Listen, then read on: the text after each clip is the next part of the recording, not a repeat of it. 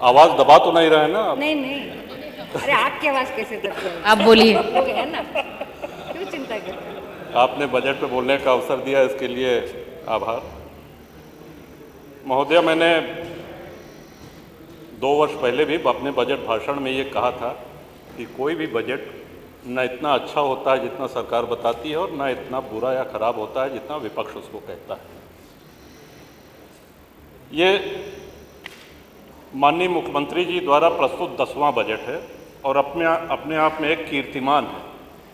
आज तक कोई भी मुख्यमंत्री उत्तर प्रदेश में 10 बजट, वो भी लगातार, प्रस्तुत करने का कीर्तिमान। और इसके साथ ही साथ माननीय वित्त मंत्री जी का ये 9वां बजट है। और ये इसलिए मैं कहना चाहता हूँ कि आप जितने पुराने वित्त मंत्री होते जाते हैं उतने ही और सक्षम, उतने ही और सबल होते जाते हैं। उसी तरह से हम लोगों को देखा करें, क्योंकि आपकी एक आदत है, हम लोग कोई काम लेकर के माननीय मुख्यमंत्री जी के पास जाते हैं, वो कहें कि ये खन्ना साहब देखेंगे, सुरेश जी देखेंगे। जब आपके पास जाते हैं तो आप कहते हैं कि भाई दांत के डॉक्टर को घुटने का दर्द बता रहे हैं, इसको आप वहाँ जाइए। तो अब आप इतने सक्षम हो गए हैं कि आप दांत के दर्द का भी उपचार कर सकते हैं, आप घुटने के दर्द का भी उपचार कर सकते हैं। शरीर में जो जो व्याधियां हैं उनका उपचार करने में आप सक्षम हैं। तो हम लोग आशा करते हैं कि आगे हम लोग इस तरह का जो भी जनहित में कार्य आपको बताएं, सहृदयतापूर्वक आप कृपापूर्वक उसको हम लोग के कहे के अनुसार उसको स्वीकृत करें। महोदय, धन्यवाद प्रस्ताव पे 2-3 महत्वपूर्ण सुझाव हमने दिए थे। एक जल जीवन मिशन पे अधूरे पड़े काम और जल जीवन मिशन के काम के कारण जो सड़कें खुदी हुई पड़ी हैं।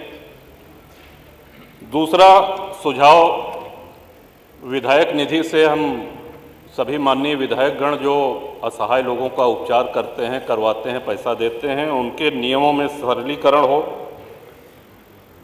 और इसी प्रकार आयुष्मान स्वास्थ्य योजना जो है उसके नियमों में कुछ शिथिलीकरण हो, ताकि अधिक से अधिक लाभार्थियों को इसका लाभ पहुंच सके। ये सारी बातें मैं धन्यवाद प्रस्ताव में कह चुका हूं, तो इनको दोहराने का कोई औचित्य नहीं है। इस पे बल देना चाहता हूं। श्रीमान, सही बात है, सबसे बड़ा बजट है, सबसे बड़ी धनराशि आवंटित हुई है हमारे प्रदेश के विकास के लिए। लेकिन ये धनराशि व्यय भी हो, विजन है, नजरिया है, धनराशि बहुत बड़ी आवंटित हो गई है, 9,20,000 करोड़ या जो भी जी। लेकिन यदि ये धनराशि जनहित में व्ययहीन हो, हम सभी माननीय विधायकगण चाहते हैं, आप प्रस्ताव मांग लीजिए, 10-10, 20-20 किलोमीटर सड़कों का प्रस्ताव सभी लोग दे देंगे, उसको स्वीकृत कर दीजिए। कम से कम धन खर्च होना चाहिए। तो ये एक अनुरोध है कि शुभकामनाएं आपको, ऐतिहासिक बजट और इतना बड़ा बजट लाए, लेकिन ये धन व्यय होना चाहिए जनहित में। इसके साथ ही जल जीवन मिशन में जहां टंकियां नहीं बनी हैं या बनने के बावजूद चालू नहीं हुई है, वहां पेयजल का संकट है। हैंडपंप दिन प्रतिदिन खराब होते जा रहे हैं। हम लोगों के हाथ में अब हैंडपंप है नहीं। क्षेत्र की जनता आती है, हम लोगों से पेयजल की समस्या रखती है, लेकिन हम कुछ कर नहीं सकते। अगर नल वो रिबोर भी होना है तो वो ग्राम प्रधान के जिम्मे दे दिया गया है कि राज्य वित्त आयोग से उसको रिबोर कराएं। प्रधान जी की अपनी समस्या है, वो कहते हैं साहब इस मत से हमको और इतना पैसा देना है कि हमको रिबोर करने के लिए हमारे पास पैसा नहीं है।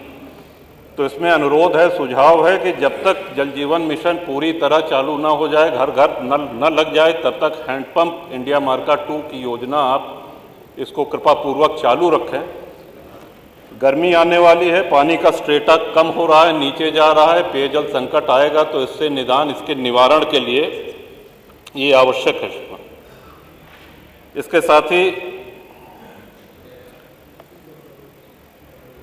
इस बजट में और बजट भाषण के साथ साथ धन्यवाद भाषण में भी एक सराहनीय बात हमने देखी कि बिजली के विषय में किसी ने शिकायत नहीं करी, लेकिन आ रही है बिजली। लेकिन आप इतनी अच्छी बिजली दे रहे हैं, उसको विजिलेंस वाले पूरा चौपट करे दे रहे हैं।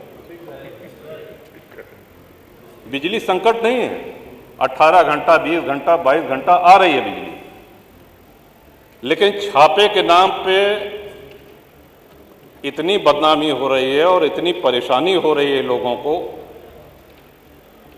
ये गत 3 वर्ष से लगातार मैं इस सदन में कहता आ रहा हूं। थोड़े समय तक तो इसका प्रभाव देखने को मिलता है हमको। तो श्रीमान, ये उम्मीद थी कि माननीय ऊर्जा मंत्री आज उपस्थित होंगे तो उनको स्वयं ये कहूँगा, लेकिन विजिलेंस के मारे जनता त्रस्त है। हमको तो लगता है, आपसे अनुरोध है पीठ से, कि इन विजिलेंस के अधिकारियों के पीछे एक और विजिलेंस की टीम आपको लगानी पड़ेगी इनकी काले कारनामों को पकड़ने के लिए, तभी क्षेत्र की जनता चैन का सांस ले सकेगी। श्रीमान, इस बजट में